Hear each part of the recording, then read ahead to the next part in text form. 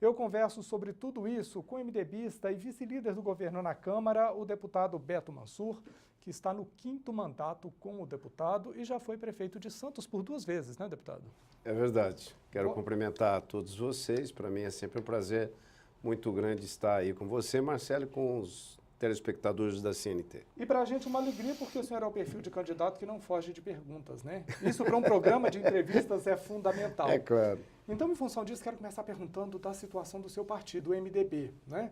Nos últimos anos, principalmente no último ano, o MDB sofreu um desgaste tanto da crise política quanto da crise do governo Michel Temer, que veio perdendo força com o tempo. É possível o Congresso, o MDB eleger um presidente nesse cenário que a gente vislumbra? É possível, Marcelo, porque a sociedade brasileira, na minha visão, ela vem já escolhendo os candidatos a governo dos estados, dos 27 estados da federação, e, logicamente, ela tem uma preocupação, a partir de agora, de começar a pensar na eleição nacional. Por que eu digo a você que isso começou um pouco antes nos estados? Os parlamentares, deputados, senadores que são candidatos, deputados estaduais e os próprios candidatos a governador para uma disputa ou então para uma reeleição, eles já formaram, de alguma forma, bases junto aos partidos políticos. Um partido, eventualmente, que apoia um candidato a governo em um determinado estado, não necessariamente está fechado com a eleição nacional. Então, eu diria para você que agora é que começam os debates com relação à disputa nacional. Você vai começar programa eleitoral a partir do dia 31 de agosto, tanto para todos os cargos, desde aí de deputados estaduais, federais, senadores, governadores e presidente da República. E nós teremos, logicamente, o início dessa disputa com uma atenção toda especial da sociedade brasileira. Muita gente fala assim, o tempo é curto. Não, o brasileiro, de uma forma geral, ele está muito acostumado com a eleição. Porque a gente vem num processo depois da redemocratização do país, a gente vem num processo intenso de eleição. A cada 2 anos. A cada 2 anos, o eleitor, pela legislação, é obrigado a votar. Então, eu sinto que o eleitor vai prestar muito atenção, não só no rádio, na televisão. Hoje, essa discussão está muito ampliada com as redes sociais. Então, eu tenho certeza que ele vai escolher muito bem. As pesquisas hoje, por exemplo, com relação ao Meirelles, que é o nosso candidato do MDB, como respondendo à tua pergunta. O partido, ele é o maior do Brasil, ele tem muita capilaridade, tem muito... Está em todos os municípios, ele tem diretório, né? Muito vereador, muito deputado estadual, federal, prefeitos, governadores. Lógico que você tem um problema aqui e ali, isso é normal, porque o Brasil é muito grande. O Brasil, ele não é uníssono, né? Ele tem as suas peculiaridades. E todos os partidos têm diferenças regionais, né? Sim. O MDB do Rio Grande do Sul é diferente do MDB de Alagoas, que é diferente do MDB aqui do Distrito Federal. Sim. E qualquer partido é assim, Marcelo. Sim. Então, eu sinto que o Meirelles vai levar uma proposta de muito conhecimento da área econômica. Ele foi presidente do Banco Central na época ainda do ex-presidente Lula, acertou toda a economia naquele período do Lula e agora também acertou a economia no período curto ainda do governo Michel Temer. Ele disse que o desafio dele é restaurar a confiança na economia brasileira, não é? O senhor acredita que é fácil, nesse momento e nesse cenário, restaurar principalmente a economia a confiança do consumidor, do investidor na economia? Eu diria para vocês, e logicamente os telespectadores da CNT com certeza têm essa visão, a situação do país é dificílima. Ou seja, é a mesma coisa que a gente está dentro de casa. Muitas vezes você não ganha o suficiente ou você vai para o cartão de crédito, ou você fica devendo no açougue, no supermercado, etc. Então, nós precisamos ajustar as nossas contas com reformas importantíssimas, que a gente pode até discutir aqui um pouco, sobre reforma da Previdência, sobre reforma tributária. Quero muito falar disso daqui a pouquinho, E inclusive. tantas outras reformas que são necessárias.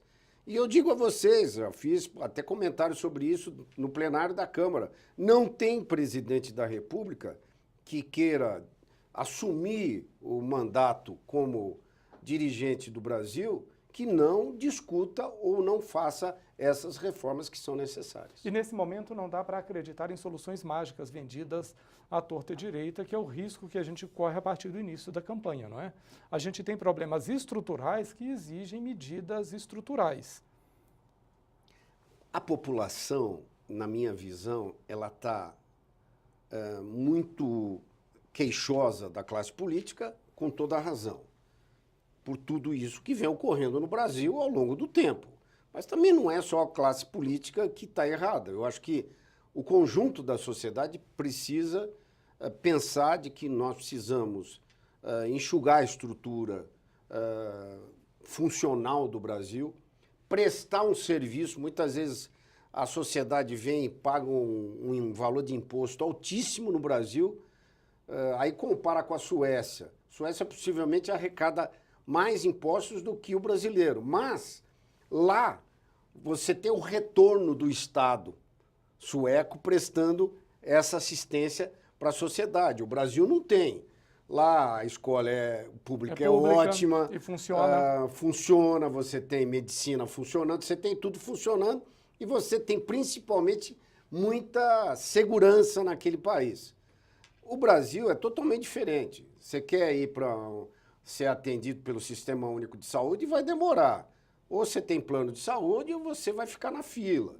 A escola, a mesma coisa. Você contribui com a Previdência e precisa ter plano de saúde. Você paga IPVA e precisa pagar para rodar numa estrada de qualidade porque ela foi entregue para a iniciativa privada. Então, eu digo a vocês que este retorno que a sociedade espera, ela não tem. Por isso que nós, e aí volto a dizer que a sociedade brasileira está muito atenta. Ela não vai querer eleger alguém que eventualmente faça um tipo de proposta em que ela sabe que não vai funcionar. A sociedade sabe que se a gente não fizer o enxugamento da estrutura da máquina, quer seja dentro do Legislativo, na Câmara dos Deputados, no Senado, no Judiciário, no Executivo, em todo lugar. Nas assembleias legislativas. Assembleias, nas prefeituras, tudo, para que a gente possa enxugar essa estrutura e pegar esse dinheiro e colocar naquilo que interessa, que é saúde, educação, infraestrutura e tudo isso que o Brasil precisa. Agora, voltando para a questão partidária, o MDB ele acabou ficando isolado nessa disputa, não é? Partidos até então aliados do governo acabaram formando o Centrão e apoiando a candidatura de Geraldo Alckmin do PSDB. O MDB se sentiu traído?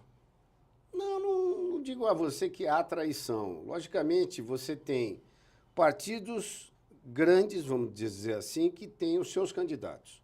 Então, você tem o Geraldo Alckmin, candidato pelo PSDB, você tem o Meirelles, candidato pelo PMDB, você tem, logicamente, o PT aí com esse problema todo com relação a Lula, etc., que, na minha visão, está impedido de ser candidato, deve lançar o Fernando Haddad. Haddad, Manuela, né? E a Manuela. Então, você tem aí todos esses partidos e que, de alguma maneira, acabaram montando algumas composições. Mas você também tem candidatos que não montaram composição. Por exemplo, o PT, qual foi a composição que montou? Com o PCdoB, partido muito pequeno, com pouquíssima estrutura, no nível nacional. Quem, na verdade, acabou levando todo esse tempo foi o candidato Geraldo Alckmin.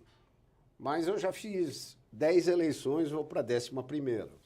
Não necessariamente o tempo de televisão e do rádio favorece. Você precisa ter proposta, precisa saber o que vai falar, porque às vezes o tempo de televisão, ao invés de ajudar, prejudica. Então, eu acho que nós teremos um bom tempo de televisão. O MDB tem um número de deputados grande, vai ter tempo de televisão. Logicamente que a composição do Alckmin vai ter mais tempo, mas a gente vai ter condições de conversar com o eleitor através desse tempo. Vamos conversar daqui a pouquinho sobre aquelas reformas que a gente estava falando? Claro. Vou fazer um rápido intervalo comercial e a gente já retorna com o Jogo do Poder Notícias. Não saia daí. O Jogo do Poder Notícias está de volta e o assunto agora é a retomada dos trabalhos no Congresso. É que o Congresso começou na terça-feira o chamado esforço concentrado para compensar as faltas durante a campanha eleitoral, mas logo no primeiro dia, o presidente do Congresso já admitiu que a votação, mesmo só depois das eleições, não é? E aí eu queria, o deputado, começar essa discussão falando justamente disso. O senador Eunício Oliveira já disse, votações importantes só depois das eleições. O governo conseguiu que fosse aprovada na terça-feira o conjunto de medidas provisórias que tratava da questão dos caminhoneiros, não é? Sim. Mas ainda faltam coisas importantes. O governo esperava pelo menos 15 projetos de ajuste da economia antes do recesso no primeiro semestre e não conseguiu.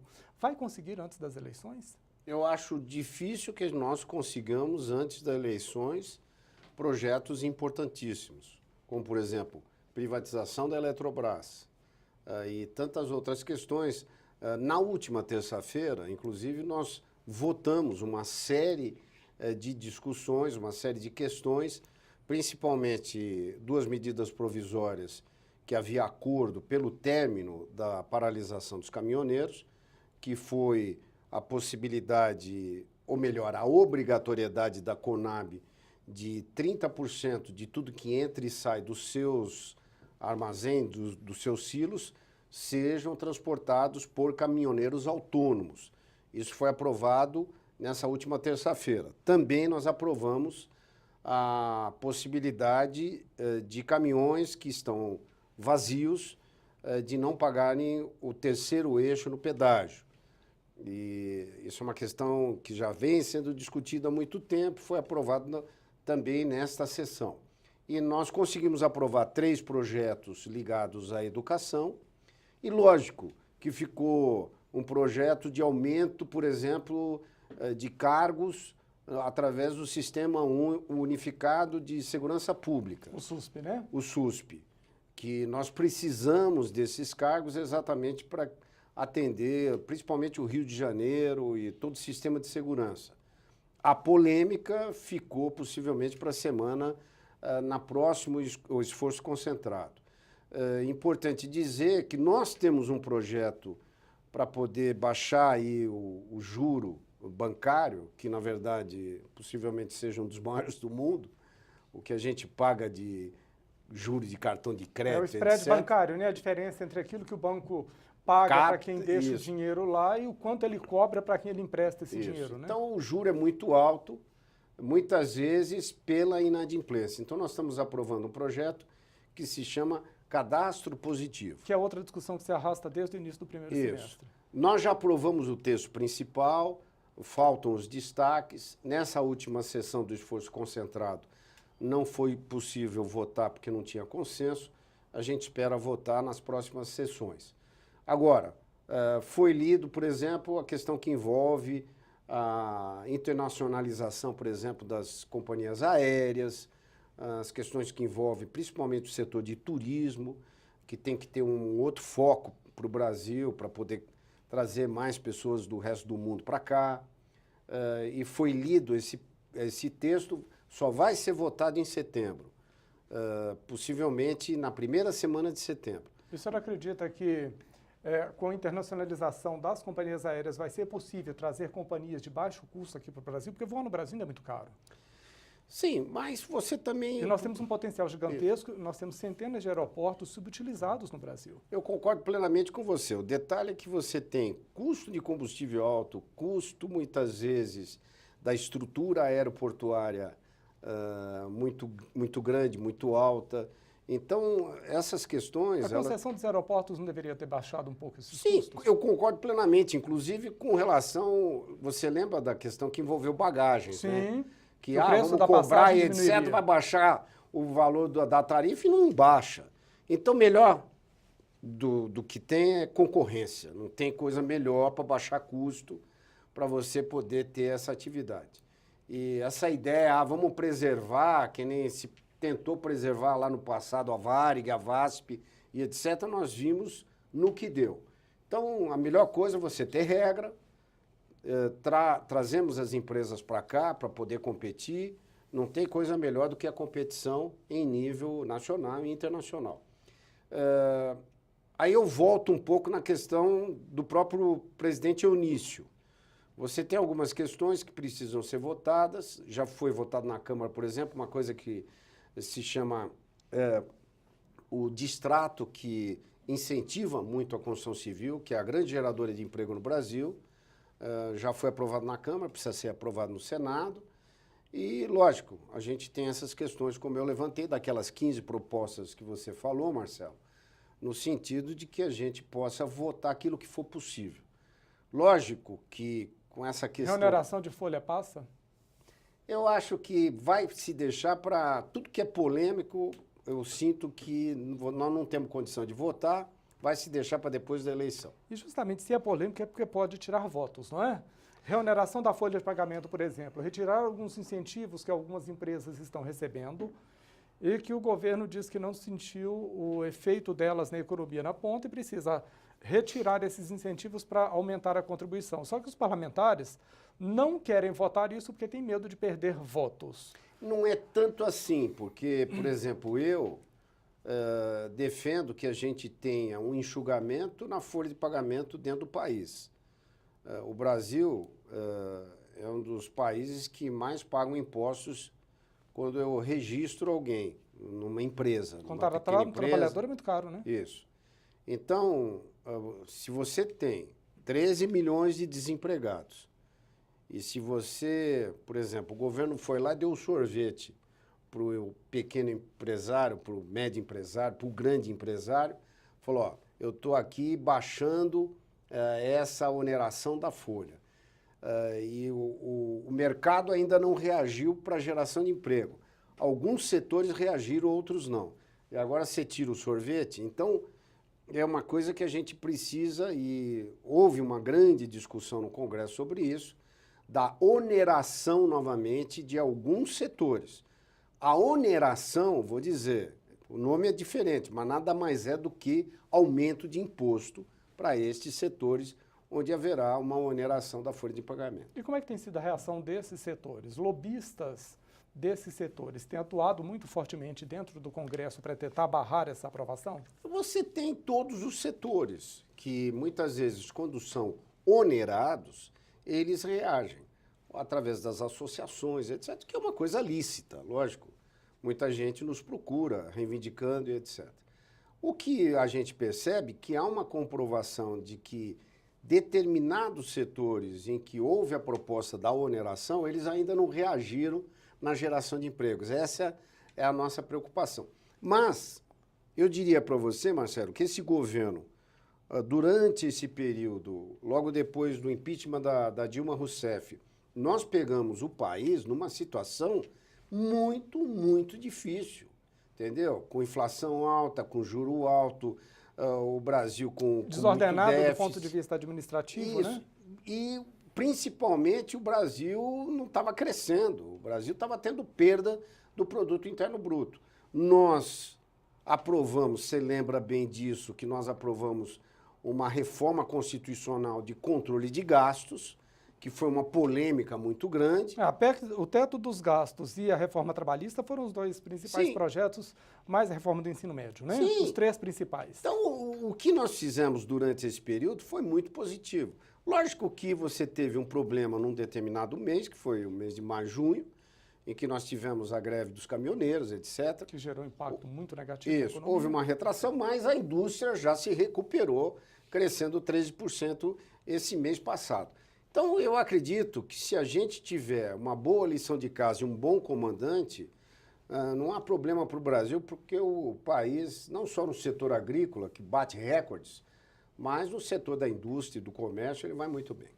Eu ia falar aqui na abertura do bloco, acabei não falando, no primeiro dia da volta do esforço concentrado no Congresso, vocês receberam visitas de muitos prefeitos que vieram pedir regulamentação da Lei Candir para garantir verba para estados e municípios que estão falidos, que estão quebrados, né?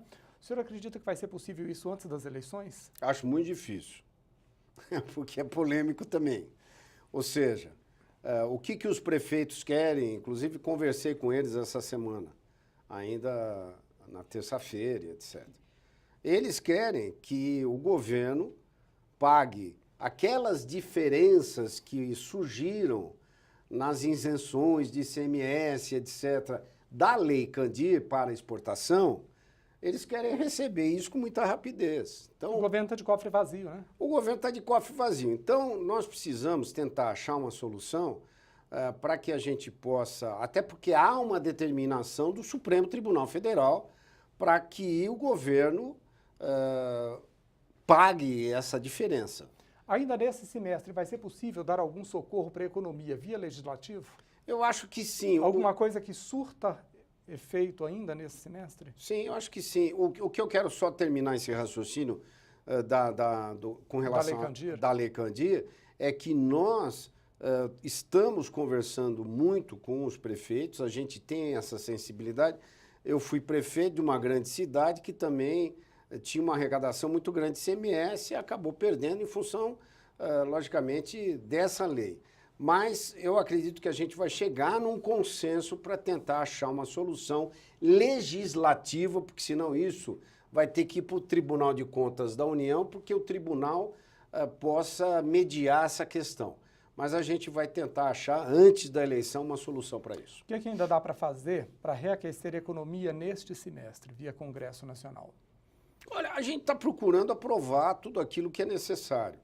Lógico que você tem lá, e a gente lembra muito bem daquelas 15 propostas que foram apresentadas pelo Executivo, eu particularmente acho difícil de serem aprovados. Por exemplo, essa questão que nós já comentamos da reoneração de folha, questão que envolve privatização da Eletrobras, que é extremamente necessária ser privatizada. Nós conseguimos ainda autorização legislativa para que a gente pudesse colocar em leilão as 6 distribuidoras do Norte e Nordeste que estão dando muito prejuízo para estes estados e, lógico, para a própria população que estão dentro do sistema Eletrobras. Mas eu digo a você que dificilmente a gente consegue aprovar a privatização do conjunto todo da Eletrobras ainda nesse período. Digo a você que nós vamos ter eleição, primeiro turno 7 de outubro, segundo turno 29 de outubro. A partir daí, nós vamos ter novembro, dezembro e janeiro todo, porque a legislatura na Câmara e Senado começa no dia 1º de fevereiro. O presidente da República assume no dia 1º de janeiro, mas os novos deputados e senadores assumem no dia 1º de fevereiro. Nós vamos ter 3 meses para poder fazer as reformas que são necessárias para o país, como a reforma tributária, a reforma da Previdência e tantas outras que a gente discutiu que poderão ser votadas ainda neste ano, com o novo presidente, com o novo Congresso, com o Congresso que se reelegeu e etc. Quero falar um pouquinho mais dessas reformas, principalmente a tributária e da Previdência, daqui a pouquinho. Vou fazer mais um rápido intervalo comercial e a gente já volta com o Jogo do Poder Notícias. Não saia daí. Volta com o Jogo do Poder Notícias para falar de uma conquista das mulheres nas eleições deste ano. As mudanças nas regras e a maioria feminina do eleitorado brasileiro fizeram os partidos políticos mudarem as estratégias para as próximas eleições. Das 14 chapas que vão concorrer ao Planalto, 5 têm uma mulher como vice e 2 candidatas vão disputar a presidência da República. Pesou nesta decisão o fato de o sexo feminino ser mais de 52% dos eleitores e representarem mais de 80% dos que ainda estão indecisos. Outro fator importante foi que a Suprema Corte decidiu em março que 30% do dinheiro do fundo partidário deve ser utilizado nas campanhas das mulheres. O entendimento foi acompanhado pelo Tribunal Superior Eleitoral em maio. Por unanimidade, o TSE entendeu que quase 1/3 da verba do fundo eleitoral também deve ser exclusivamente utilizado para financiar candidaturas femininas. O tempo de rádio e TV ainda terá que obedecer a esta mesma proporção. A decisão foi uma resposta provocada por uma ação de 8 senadoras e 6 deputadas. Deputado, esse estabelecimento de cotas, né, tanto de número de candidatas, 30%, como acesso à verba, é uma conquista para as mulheres. Ao mesmo tempo, não é um contrassenso a gente ainda precisar de legislação para garantir direitos tão básicos? Olha, eu discuto muito essa questão de cotas. Vou dar um exemplo para você e para os telespectadores da CNT. Eu posso colocar hoje, por exemplo, e sou obrigado a colocar, teoricamente, os partidos todos são obrigados a colocar, 30% de mulheres.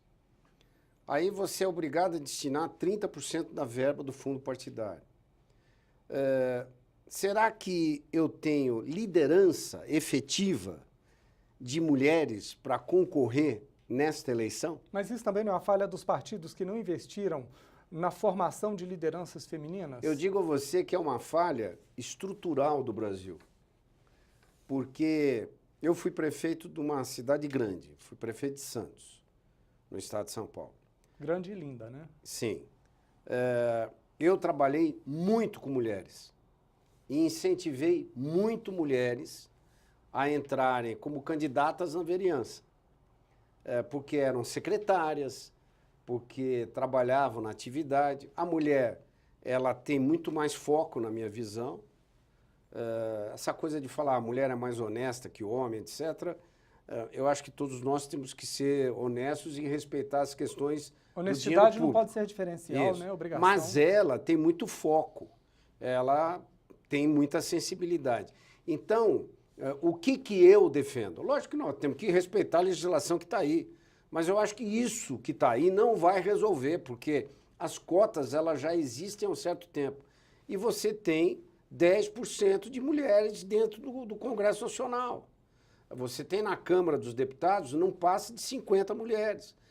As mulheres na Câmara são muito ativas, muito participativas, muito formadoras de opinião. E eu acho que é importantíssimo que você amplie esse quadro de mulheres, até porque tem mais mulher vivendo no país, no mundo, do que os homens. São 52% Isso. Do eleitorado, nem da população. Então, eu defendo, lógico, vamos respeitar a cota. Eu acho que essa coisa tem que ser com muita seriedade, não adianta. Muitas vezes se pega uma dona de casa que não entende absolutamente nada da vida pública, da política, assina lá uma ficha. A gente teve recentemente, se não me engano, nas eleições anteriores, de 2016, 14 mil mulheres que não tiveram nenhum voto porque não sabiam que eram candidatas. Foram candidatas laranja sem perceber. Sim, então nós precisamos acabar com isso. A gente tem que acabar com essa coisa de fraude. E nós precisamos ir no âmago da questão. A sociedade também tem de estar atenta a isso. Claro, né? a gente tem que ir com profundidade, ou seja, passar a incentivar que os 5.565 municípios brasileiros tenham mulheres participando da administração pública nesses municípios, que entrem na vida pública como vereadoras e comecem a participar da atividade. Não adianta nada, por exemplo, eu fui vereador, a família era política, meu pai tinha sido caçado na Revolução e etc., mas eu entrei como vereador, fiquei 2 anos, pulei para ser deputado federal e fiquei aqui. Mas o que eu digo a você é que nós precisamos incentivar as mulheres a participar da atividade política através de cargos públicos nos municípios. Os partidos, né, eles saíram aí a caça das candidatas e resolveram apostar em candidatas femininas, né, em candidatas para a vice-presidência. E nós temos 80% dos indecisos são mulheres. Isso significa que não basta ter candidatas. É possível também ter um discurso voltado para elas? É preciso estar mais atento às demandas femininas nessas eleições? Sim, eu acho que sim, até porque eu não faço diferença entre homem e mulher. Mas elas sentem essa diferença. Elas sentem e têm demandas que realmente não são atendidas. Sim, concordo com você. O detalhe é que, muitas vezes, a maioria das vezes, a mulher brasileira, ela tem a dupla jornada de trabalho que a gente fala. A mulher brasileira, ela tem que sair cedo para o trabalho, para ajudar nas despesas domésticas, etc., e muitas vezes quando volta, ela está cansada, tem que cuidar dos filhos, tem que cozinhar, tem que lavar, tem que isso e aquilo. Porque ainda tem homem que acha que isso não é obrigação dele. Não, não é que ainda tem. Tem muito homem que acha que isso não é obrigação E dele. quando muito diz que ajuda em casa. Sim. Então, nós, logicamente, temos que ter uma atenção toda especial para as mulheres. Quando eu digo para você que eu não faço diferença, eu não quero fazer diferença. Eu acho que todos nós somos seres humanos iguais. Teria de ser natural. Isso. Isso teria que ser com muita naturalidade. Infelizmente não é. Como não é, fica essa discussão de cotas. Mas por isso que eu já comentei que eu acho que não adianta, ao longo da nossa história futura, manter cota. Eu acho que a gente tem que colocar a mulher, incentivar a mulher para ela exercer cargo público como os homens exercem. E os partidos também investirem nisso, Sim, né? claro. Atrair e formar essas lideranças. Claro. Agora, falando da campanha desse ano, ela vai ser uma campanha mais curta, não é? Não dificulta justamente o surgimento de novas lideranças quando você tem uma campanha menor? Dificulta. Não eu acho que dificulta demais. Eu acho que dificulta. No exercício de mandato? Primeiro que eu, particularmente, fui contra o fundo partidário. Eu defendi que nós tivéssemos o investimento privado nas campanhas eleitorais. Eu fui contra isso. Logicamente, precisava de uma modificação na própria Constituição. Isso nós aprovamos lá atrás já, na Câmara, foi para o Senado acabou sentando em cima desse projeto. Por que eu digo isso a vocês? Na situação que o Brasil está hoje, se retirou uma enormidade de recursos de saúde, educação, infraestrutura e etc., segurança, para colocar para os partidos políticos. Eu fui contra isso, fiz discurso contra, etc. Não quer dizer que quando você tem uma empresa privada para colocar recursos na tua campanha, que ela é corrupta. Não tem nada a ver. As grandes empresas que cometeram corrupção, a gente não pode chegar e falar, todos os empresários brasileiros, por causa dessas empresas, são corruptos, porque elas não passam de 10. O que eu digo é que nós precisávamos ter uma legislação. Por exemplo, eu presto serviço no município, eu sou uma empresa privada.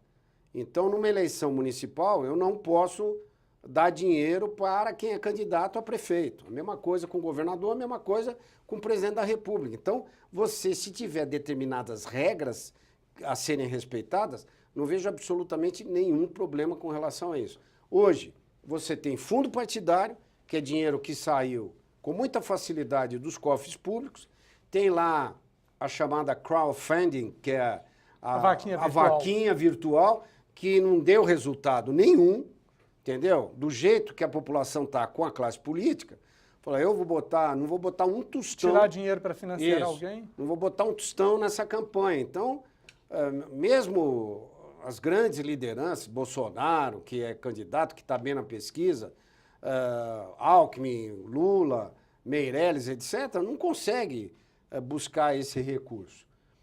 E, por incrível que pareça, você, dentro da legislação, tem a possibilidade de quem tem dinheiro ser candidato e gastar do seu dinheiro. Que eu também acho que é um absurdo isso, entendeu? Porque você começa a fazer diferença. Eu sou rico, eu vou botar dinheiro na minha campanha, eu tenho mais possibilidade do que o outro que não tem dinheiro. Os brasileiros são todos iguais. Mas essas falhas da legislação, a gente vai ter que mexer num futuro. Não adianta você mexer na legislação, muitas vezes numa reforma política, para a próxima eleição.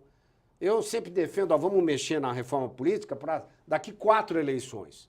Porque aí, quem vai votar... Não se sente atingido. Não se sente atingido, né? Porque senão não adianta. Porque quem está lá foi beneficiado pelas regras que garantiram que ele chegasse lá, né? Quem está lá, muitas vezes, fala assim, bom, como é que eu vou votar? Como é que eu me elejo?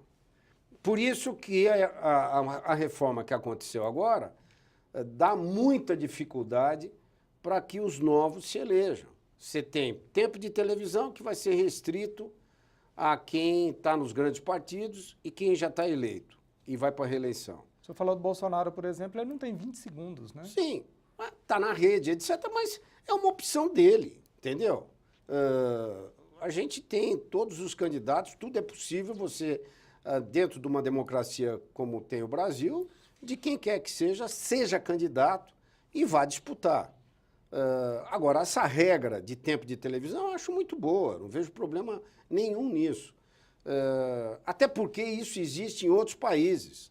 Países democráticos, com democracia muito consolidada e muito antiga, o que tem? Você tem alguém que é candidato com a participação de outros partidos para te apoiarem no próximo governo. Isso é uma coisa normal. Então, eu acho hoje, pela estrutura que a gente está vendo, muito difícil de você ter uma grande renovação na Câmara e no Senado. Só para te dar uma outra informação, essa questão que envolve esses partidos, diria para você, satélites, esses micropartidos, etc., que muitas vezes sustentam os seus dirigentes ao longo do período todo, com fundo partidário, que eles recebem salário, e na hora da eleição eles acabam negociando o tempo de rádio e televisão com um espaço futuro. A gente acabou com isso, logicamente, e ao longo do tempo nós vamos reduzir para a próxima eleição de prefeitos, nós 2020. Nós já devemos estar com 18 partidos.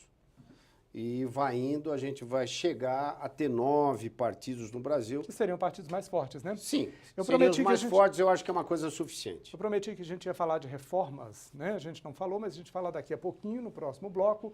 Vou fazer um rápido intervalo comercial, a gente já está de volta, não saia daí. O Jogo do Poder Notícias está de volta e meu convidado desta noite é o deputado Beto Mansur, do MDB, um dos vice-líderes do governo na Câmara. Eu fui para o intervalo prometendo que dessa vez a gente vai falar de reforma da Previdência, que foi retirada de votação na época da intervenção no Rio de Janeiro, não é? É possível aprovar ainda a reforma da Previdência e reforma tributária ou fiscal neste ano, nesses 3 meses, novembro, dezembro e janeiro, pós-eleição? Eu acho, Marcelo, que é possível. Logicamente, nós vamos ter, e repetindo a vocês, um novo Congresso, daqueles eleitos, reeleitos e daqueles que acabaram não se elegendo. E nós vamos ter um novo presidente da República, que vai assumir no dia 1º de janeiro. Não tem presidente, ou de esquerda, ou de direita, de centro, de quem seja, que não queira, de alguma forma, fazer reforma. O ex-presidente Lula, quando administrou o país, comentava muito de que a gente precisava aumentar a idade mínima para se aposentar. Mesmo a ex-presidente Dilma defendeu, só que o presidente Michel Temer apresentou a proposta. E essa coisa de você se aposentar com 65 anos, não é agora, quando a gente for fazer a reforma. Ela vai levar 20 anos nesse período de transição para você se exigir a aposentadoria com 65 anos de idade. O grande problema no Brasil hoje é que você tem gente que se aposenta muito jovem, ganhando muito e trabalhando pouco. Em geral é isso. Quem se aposenta mais cedo tem salário maior. Sim, mas principalmente no serviço público. Isso. Quem está no regime geral da Previdência Social, ou seja, que contribui com o INSS, que está na empresa privada, o limite dele é R$ 5.645 lá, que é o limite do pagamento da Previdência. E eles não são a maioria dos aposentados do INSS. Não, a maioria ganha salário mínimo. Claro, você tem quase que 20% de todos aqueles que se aposentam no Brasil, se não me engano 17% no total, que já se aposentam com 65 anos, porque não consegue muitas vezes ter carteira registrada, etc., acaba se aposentando hoje com 65 e com um salário mínimo.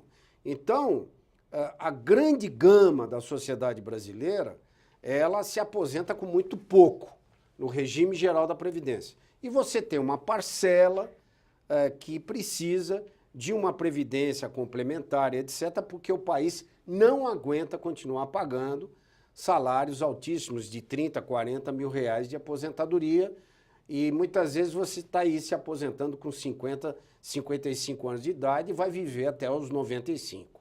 Então, essa conta não fecha, por isso que a gente precisa dessa reforma. Em função da crise, a gente está tendo uma campanha, ou pelo menos nomes, né, que pulverizaram muito a preferência do eleitor. Nós não temos uma polarização desta vez.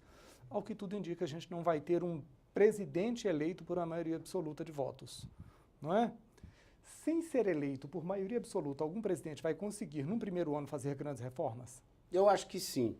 Até porque a sociedade, ela sabe que as reformas são necessárias.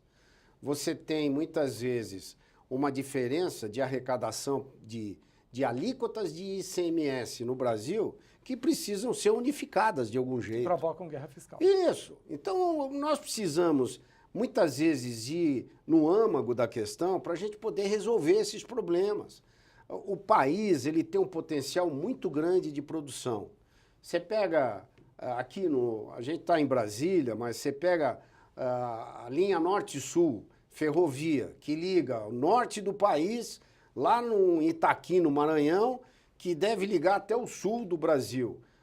Corta o país. Ela, quanto tempo está para ser terminada? Então você tem muitos problemas de infraestrutura que acabam aumentando o custo do arroz e do feijão para quem vive em São Paulo, para quem vive no norte e nordeste. E nas duas pontas dessa ferrovia, né? Entendeu? Então, o que a gente precisa? A gente precisa de ter um recurso para poder colocar nessa parte de infraestrutura, de saúde, etc. E a gente precisa também de mais tempo para discutir essas e outras questões, por isso eu quero deixar um convite para o senhor retornar aqui, que seja breve. Vários assuntos não conseguimos falar dele. Né? Obrigado pela entrevista, você obrigado pela companhia. Eu fico por aqui, mas te espero na quinta às 11 da noite. Até lá, nos acompanhe pelas redes sociais.